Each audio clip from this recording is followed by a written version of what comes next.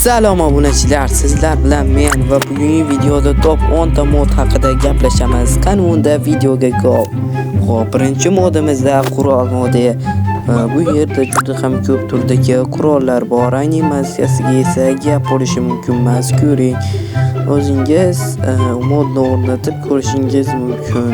Yana o'tirsangiz mo'ljalga ham oladi. Menimcha bu mod qurollar ichida eng yaxshilaridan biri desam adashmagan bo'laman. Bularni har birini ishlatish uchun sizga o'q kerak bo'ladi va yana shunday stolchalar ham bor. U qurollarni survival rejimida yasashingiz uchun bu narsalar kerak bo'ladi.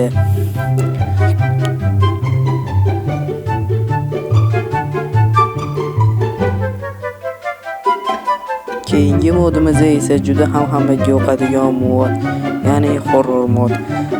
Bu mod juda ham zo'r, ya'ni bu Herobrine modi. Buni siz aktivlashtirsangiz, yoningizda taxtacha paydo bo'ladi.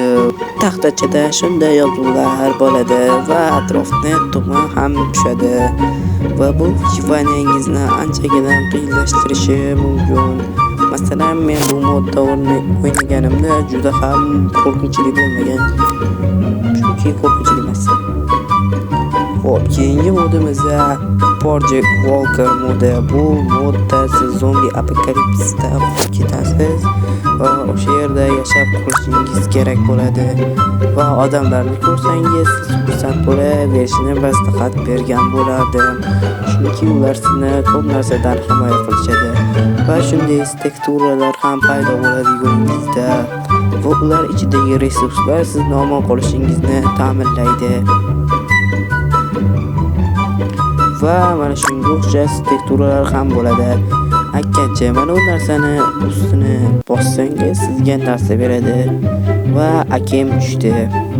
30 o'qi bor ekan, men esa o'q yo'q deb o'ylabman. Juda ham ajoyib va bu yerda turli xil narsalar bor. Mebel modi ham shuning ichida juda ham ajoyib.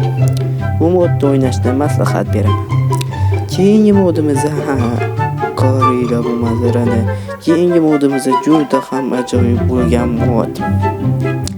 Siz qidiruvga yozasiz, Mimiker va Mimiker tuxumini sizga beradi va siz Mimikerni qo'rqinchli chaqirishingiz mumkin.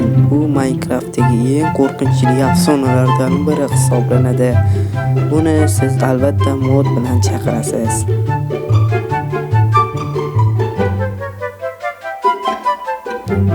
Va hozir men Mimikerni qo'ydim va u meni qo'llayolmaydi.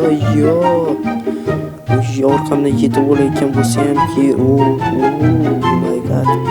Qatib qoldim. Nima bo'ldi? Yo'q, qani durbindan qaraylikchi.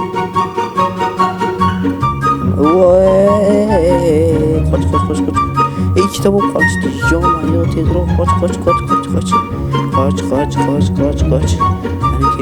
Yo'q, chiqar tez bo'l. Ikkita. Va o'ldik. Afsuski o'ldik. Xo'p, keyingi modimizda juda ham kerakli mod hisoblanadi. Bu survivalda ishlaydigan odamlar uchun eng keraklisi. Qarang, juda ham oson. Shunchaki mana bunday qilish orqali yakkancha bu daraxtlarga ham ishlaydi. Daraxtni sindirsangiz, bu sizga juda ham ajoyib ravishda tushadi. Modga 10 dan baho bering. Keyingi modimizda hamma kerakli bo'lgan Action Stuff modi. Action Stuff modida siz juda ham ko'p narsalarni ko'rishingiz mumkin va teksturasi ko'pchilikniki o'zgartirilgan. Mana masalan, mashina juda ham ajoyib bo'lgan va boshqa narsalar ham juda ham ajoyib bo'lgan. Faqatgina mashina emas, qovoqni qarang, realistik mezni qarang. Qaycha juda ham ajoyib. Bu narsa esa jajgalka, bu esa tuxum, lava. Juda ham ajoyib bo'lgan. Keyingi modimizda funk modi, ya'ni bu har bitta qilgan animatsiyangiz uchun funk beradi. Mana masalan, hozir men daraxtni sindirsam, shu kabi funk beradi. A few moments later.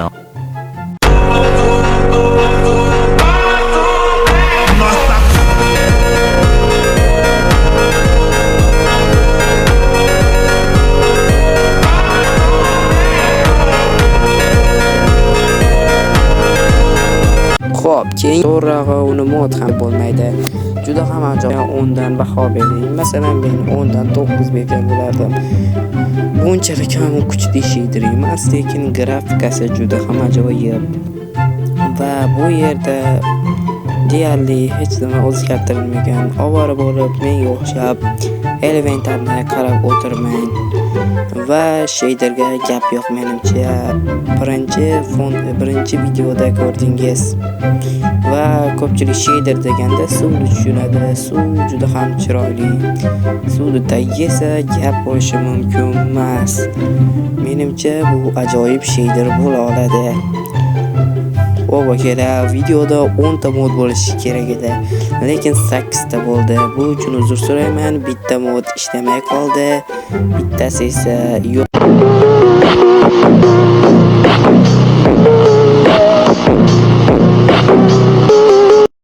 A few moments later.